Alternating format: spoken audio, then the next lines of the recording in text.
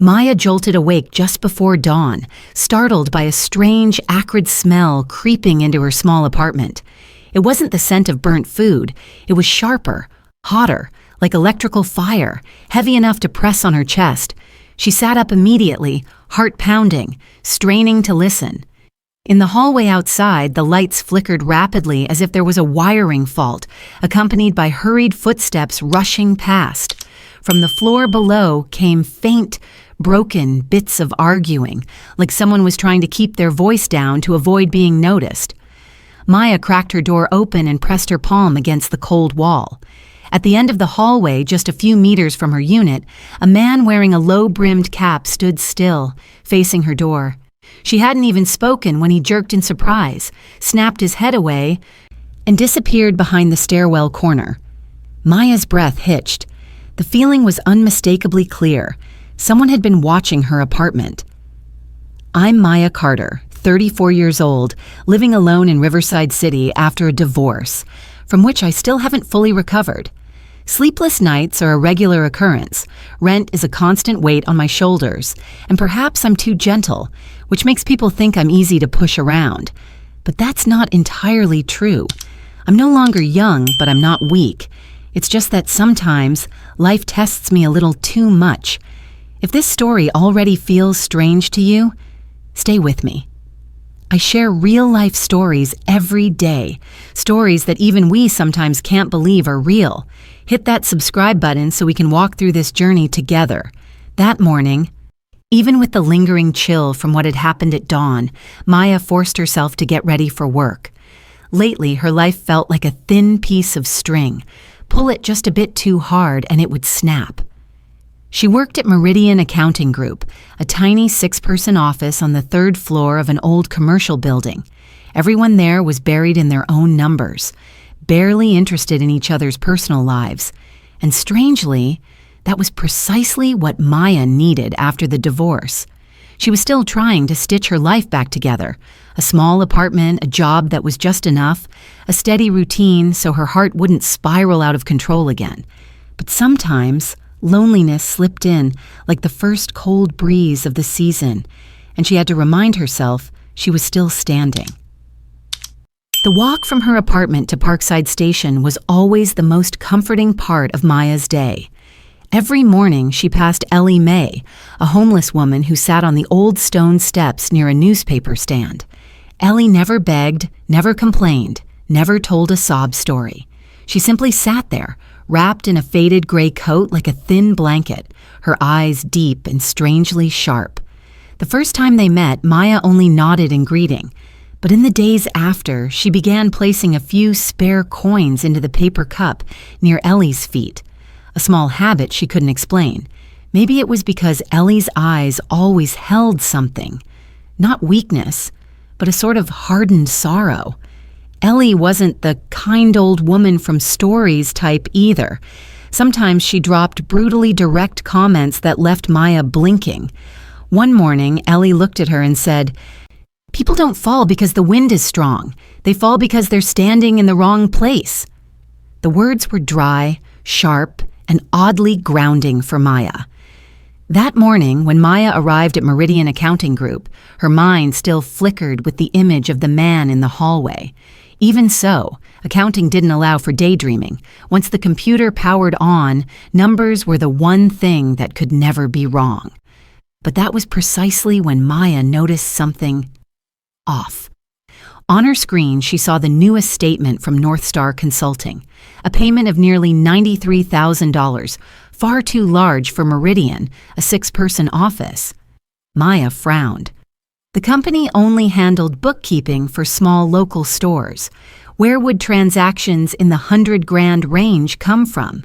She opened older records. A few recurring labels appeared: strategic consulting, financial analysis services, and internal support. All vague, none with supporting documents. It didn't appear to be a genuine contract. When Maya checked the email logs, things became even stranger. Richard, the director, had sent several files at 2 to 3 a.m., hours he never worked. The messages were concise. "Handle this for me. Put it in this month. No need to report back." One recent attachment had even been deleted from the system, but because she always checked metadata, Maya saw the remnants.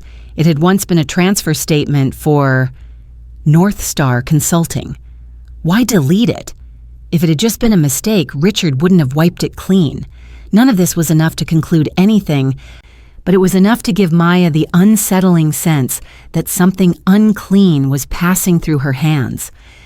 That afternoon, when she left the office, the first-floor hallway was dim because of a flickering light. Marcus Hale, the building security guard, stood with his arms crossed in the shadow. He didn't greet her with his usual smile. He just glanced at her with unreadable eyes. "You're leaving late today," Marcus said, tone half joking, half probing. "Yeah, had some things to finish up," Maya replied briefly. "Is your place far? Which neighborhood do you live in?" The question floated out casually, but Maya felt a chill crawl up her spine. "Close to Parkside," she said vaguely, hurrying toward the exit. After that day, Maya noticed Marcus hanging around outside of working hours. He lingered near the parking lot, looking up at the building windows, always as if he was waiting for someone. And whenever he caught sight of Maya, he'd give a half smile, a smile that never revealed whether he was being friendly or hiding something else. Every time, Maya felt it clearly. He was watching her. One afternoon, as Maya passed Richard's office to pick up documents, she heard his voice, louder than usual. He was on the phone, his tone tight like a stretched wire. "No, I told you, I need more time." "I'll transfer the full amount, just keep your promise. Don't let the accountant girl know about this." Maya froze. The accountant girl. In the company, only one person handled the general accounting, her. Richard wasn't typically harsh, but at that moment his voice sounded on the verge of snapping. When he saw Maya passing by, he quickly ended the call and forced a stiff smile. "Did you need something, Maya?" Just grabbing last month's files." "Right, go ahead." Richard's hand trembled, not a fleeting twitch, under pressure. That afternoon, Maya left work with her mind heavy as stone. When she reached Parkside Station, she saw Ellie sitting on the old steps again. But this time, Ellie wasn't looking down like usual. She was staring toward the Meridian building. Ellie's gaze was fixed, as if she had just seen someone Maya hadn't noticed. When Maya approached, Ellie shifted her eyes toward her and murmured, "You should be careful with a few people around you." "What do you mean?" Maya asked softly. Ellie didn't answer right away. She pulled her worn coat closer, her deep eyes sharp and guarded. "There are things you don't always want to look at directly. But when the time comes, you'll understand." A cold line ran down Maya's spine. For the first time, Ellie's eyes made her feel truly uneasy. On Tuesday morning, Maya stepped out of Parkside Station as usual.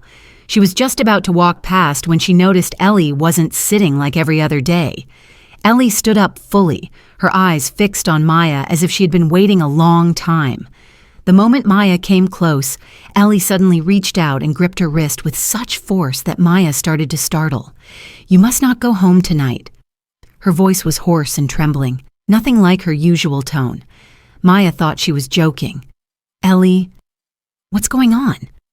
The older woman's grip tightened, shaking so much that Maya could feel every tremor. "Listen to me, child. Tonight, do not go back to that apartment.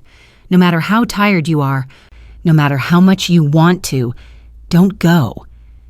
Her aged eyes were carved with fear, not the vague worry of an older woman, but the terror of someone who had seen something far too dangerous. Maya felt her heartbeat thud hard. "What did you see?" "It's not time to say. Tomorrow, if you're still standing here, I'll tell you everything." Maya swallowed. Part of her wanted to laugh it off, to dismiss her warning as a figment of her imagination. But those eyes, full of panic, full of pleading, clung to her thoughts all day. When night fell, Maya stood in front of her building door, hesitating for long minutes. Just behind the door was her familiar room, her soft bed, the leftover warmth of her old life. But Ellie's voice hammered in her mind. "Don't go home tonight." In the end, Maya turned away. She took a ride to a small hostel near downtown, a simple place with bunk beds, dim yellow lights, and the faint smell of detergent on the sheets. She told herself, just one night for peace of mind. That night, she tossed and turned endlessly. Every time she closed her eyes, Ellie's face appeared. The shapeless worry kept creeping in. Around 1 a.m., Maya finally drifted to sleep. The first sound that woke her wasn't a fire alarm. It was the sound of glass exploding, sharp and crisp, making her bolt upright like someone had smashed a window right beside her bed. She was about to lie back down when her phone vibrated violently. It was her downstairs neighbor. "Maya, your place! Your place is on fire! The whole floor is burning! Where are you?" Maya's heart seemed to drop through her body. She sprinted out of the hostel and jumped into a car, head buzzing with static. When the vehicle turned onto her street, Maya saw something she knew she would never forget for the rest of her life. An entire section of her building was blazing like a torch. The flames cast a red glow on the neighboring walls, as if the whole street had been dipped in blood. Glass kept shattering with loud cracks. People screamed from inside, "Anybody in there? Call 911!" Fire truck sirens wailed, shrill and piercing. The smell of gasoline and melted plastic hit Maya's nose, so sharp she had to cover her mouth. A girl nearby broke down crying. They said the fire started in 4B, someone who lives alone. 4B, Maya's apartment. Her legs went weak. She clung to a cold metal railing to keep from collapsing. Under the swirling red-yellow glow, she felt it with undeniable clarity. If she had gone home like any other day, she would have been inside. No way out. Firefighters rushed into the building carrying oxygen tanks and thick hoses.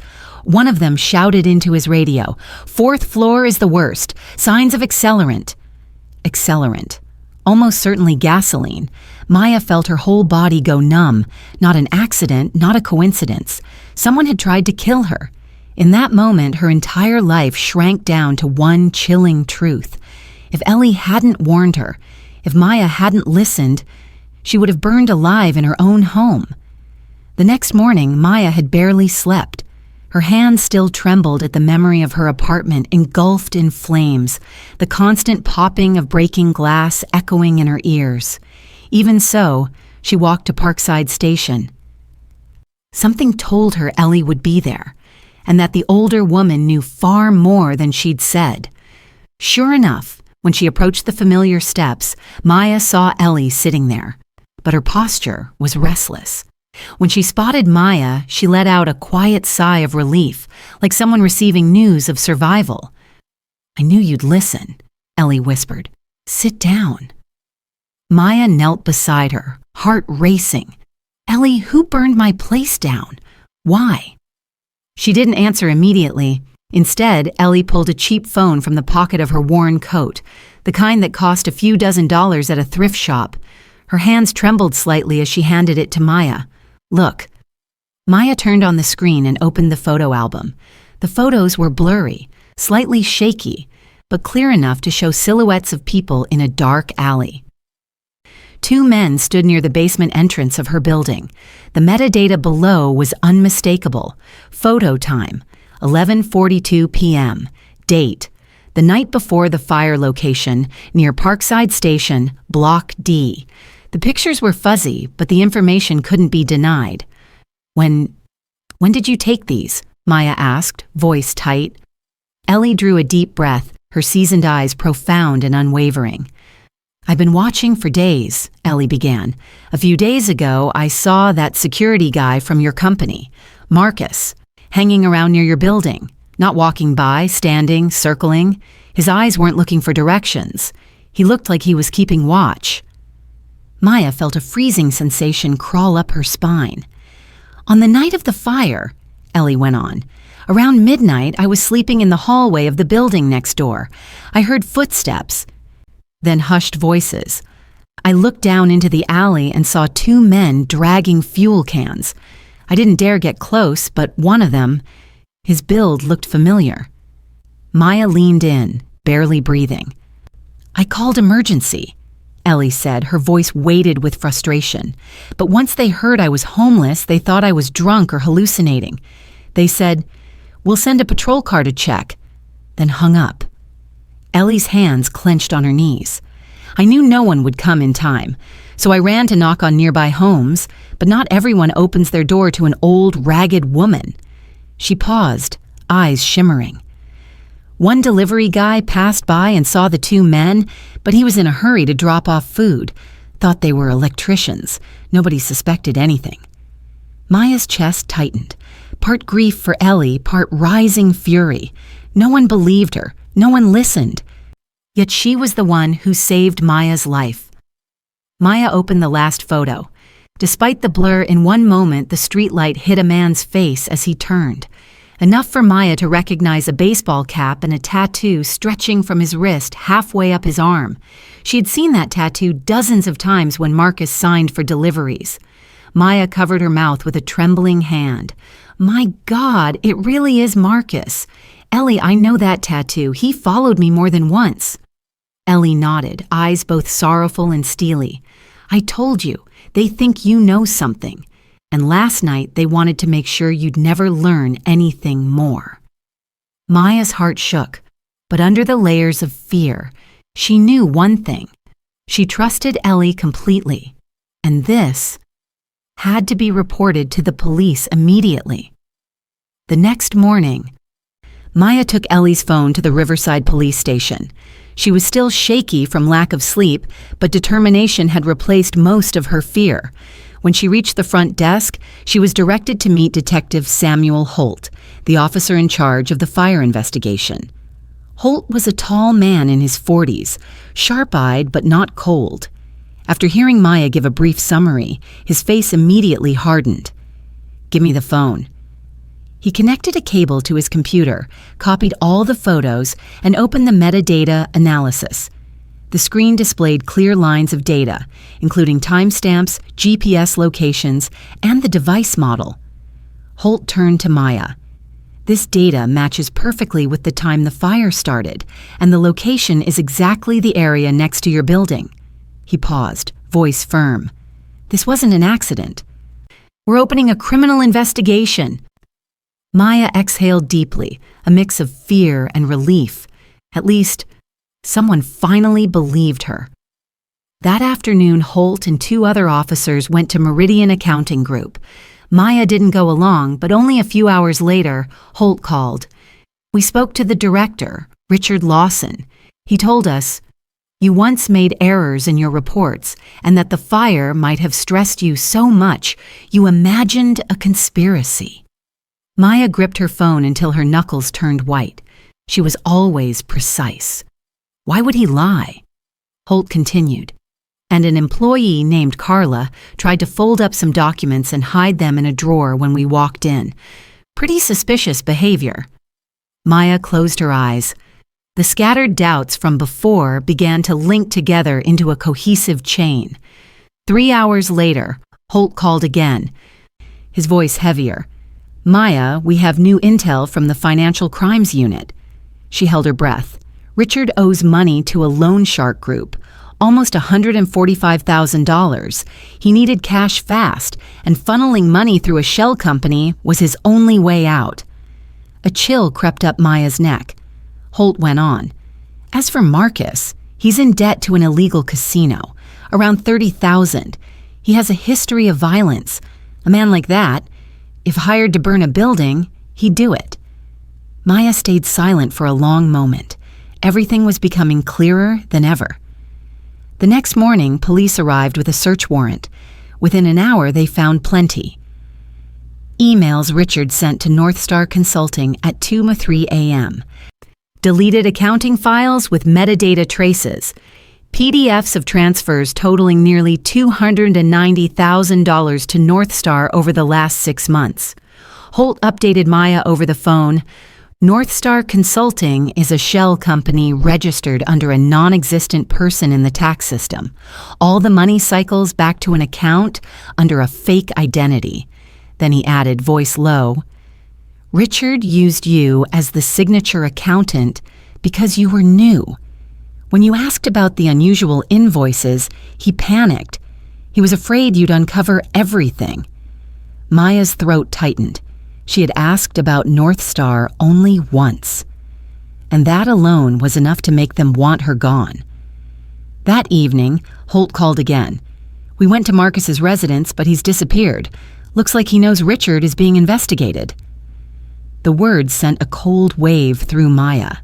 For a moment, she pictured Marcus coming after her, but the fear didn't last long. An hour later, Holt called again, this time with good news. "We caught him at the central bus station. He was trying to flee to another state." Holt added, "When we searched him, we found gloves soaked in gasoline. This will be our strongest evidence in the arson case." Maya placed a hand on her chest, trying to steady her breathing. Neither Richard nor Marcus could run forever. The truth was finally breaking through.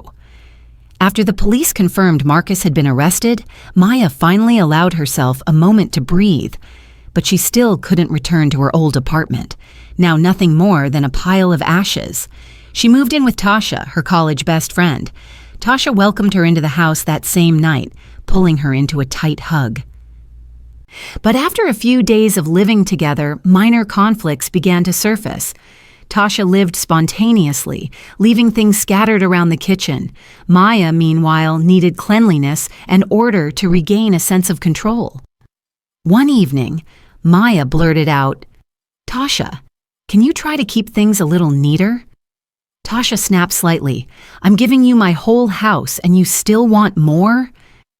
In that moment, Maya realized both of them were under too much strain. Tasha from worrying about her, and Maya from clinging to any shred of order in the chaos. Life doesn't hand out perfection. Dealing with insurance was even more exhausting than Maya expected. Most of her original documents had burned. Apartment papers, purchase contracts, furniture receipts. Every day, she had to visit a different office to request replacements. Some days she stood in line for nearly 2 hours only to hear, "You'll need an additional confirmation from the fire department. Please come back later." Every night the nightmares returned, the exploding glass, the screams of fire, the flames licking the ceiling. Many times she shot awake in the dark, heart pounding so hard she thought her chest might split. But she reminded herself, she was alive, and being alive meant she had a chance to rebuild. A week after submitting job applications, Maya received a call from Summit Ledger, a mid-size finance firm known for its transparency and straightforward culture. The interview was surprisingly smooth. They didn't ask about the fire, nor did they pry into why she left Meridian. They simply evaluated her experience, her attitude, and how she handled situations. Then the HR manager smiled. "We'd like you to start next Monday. Starting salary is $62,000. We think you'll fit well with the team." Maya walked out of Summit Ledger with a feeling she hadn't had in a long time, the feeling of being trusted. The fear was still there, the nightmares still lingering, but for the first time since the fire, Maya felt she was truly rising again. After settling into her new job at Summit Ledger, Maya thought about the most important promise she hadn't yet fulfilled, finding Ellie a decent place to live. Ellie had saved her life with observation, intuition, and the courage of someone the world had long overlooked. Maya couldn't let her keep wandering the cold steps every night. She contacted Silver Garden Home, a small nursing home on the edge of Riverside City. When she visited, she felt a measure of relief. The grounds were spacious, featuring maple trees with red leaves and green grass, as well as a long porch with wooden chairs for residents to sit in the sun. The smell of baked goods drifted gently from the kitchen, and down the halls the television played quietly while the residents murmured to one another. Peaceful, but also very lonely. Many residents sat outside their doors, eyes distant as if waiting for someone who hadn't come in a very long time. When Maya brought Ellie to her first day, the older woman walked more slowly than usual, each step a mix of eagerness and fear. When staff opened the door to her private room, a small space, a neatly made bed, a wardrobe with a few clean outfits, Ellie paused for a long moment. My child. Her voice choked. I never thought I would get to live in a place this beautiful. Maya squeezed her hand. Ellie, everyone deserves to live with dignity, especially you. Ellie smiled, trembling, then sat on the bed as if she didn't dare lean back for fear it might be a dream. In the early days, Maya visited Ellie often. Ellie liked to sit in the back garden where a small fountain tinkled and sparrows chirped. One late afternoon, when the light had softened, Ellie suddenly asked, Maya, have you ever thought I was a bad person? Maya was taken aback. What do you mean? Ellie looked down at her wrinkled hands. I was a terrible mother, not once, but many times. I was stubborn and hot-tempered. I didn't listen to my daughter. After my husband died, I became so difficult that my daughter left. Time passed. I was too proud to call. When I wanted to call, she'd been angry for years. Her voice was hoarse, as if drawn from a slow, aching pain. Then I lost my home, my job, even my dignity. I didn't dare to look for her. Maya put a hand on her shoulder. Everyone makes mistakes, Ellie. What matters is whether we want to make amends. Family isn't perfect, but it's still the safest place if we dare to go back. Ellie smiled sadly. But what if she doesn't forgive me? Maya answered gently. Forgiveness isn't an obligation. It's a gift. And sometimes, that gift needs someone to offer it first. Ellie turned to Maya, eyes shining. You speak like someone older than your years. No. Maya gave a quiet smile. I just understand what it's like to lose a family. A week later, when Maya arrived at Silver Garden Home, a staff member said, someone came looking for Ellie, a woman about 45 years old. Maya recognized immediately. It must be Ellie's daughter. Ellie sat in the room, facing the woman, a strong-looking person whose eyes were red from crying. The air was taut like a stretched string. The woman spoke first. Mom, I'm sorry I left you alone for so long. I was angry at you, but I was also angry with myself. Ellie bowed her head, her small shoulders trembling. It was my fault. I hurt you. I know that, but I was afraid. Afraid you would never want to see me again. The daughter's voice cracked. I was afraid too. But when I heard you were in a care home, I knew if I didn't come back now, I would regret it for the rest of my life. Ellie reached out, then hesitated. May I hug you? The question broke the woman down. She rushed forward and embraced her mother, holding on as if to make up for all the years they lost. Maya stood outside the doorway, quietly wiping away tears. That moment made her understand one thing. Family can fracture, drift apart, and hurt one another. But when love is mended, it is stronger than any mistake. Ellie looked at Maya and nodded, a nod full of gratitude and peace. That day, Maya realized her advice was not only for Ellie, but also for herself. She was also learning to forgive her own past. 2 months after Richard and Marcus were arrested, Maya received an unexpected call from Richard's lawyer. He said Richard wanted to see her in jail. At first, she hesitated. Facing the man who had tried to kill her was not easy. But then she thought, some wounds only close when you confront them. The meeting took place in the visitation room of the detention center. Richard looked at least 10 years older, his hair more gray, his eyes hollowed, his posture slumped as if he had dropped his whole family into an abyss. He lifted the phone to the glass. Maya, thank you for coming. She didn't respond.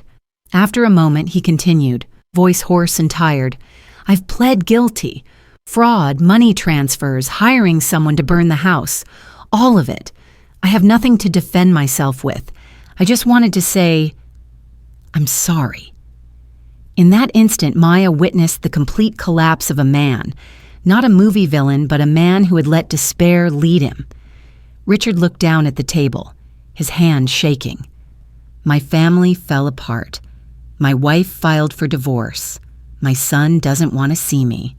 I don't know how I ended up like this. But I want to tell you, Maya, I was wrong.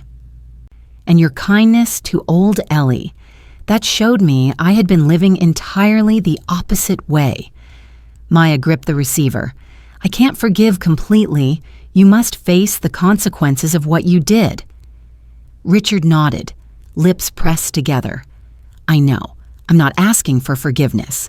I only ask that you let go of hate so your life can be lighter. Maya exhaled, a long breath. I'll try. When she left the detention center, Maya realized she had let go of the heaviest thing, not fear, but hatred. In the weeks that followed, things gradually fell into place. She and Tasha rented a new apartment on Maple Lane. The place wasn't prominent, but it was bright, with a balcony overlooking trees and a small cafe below.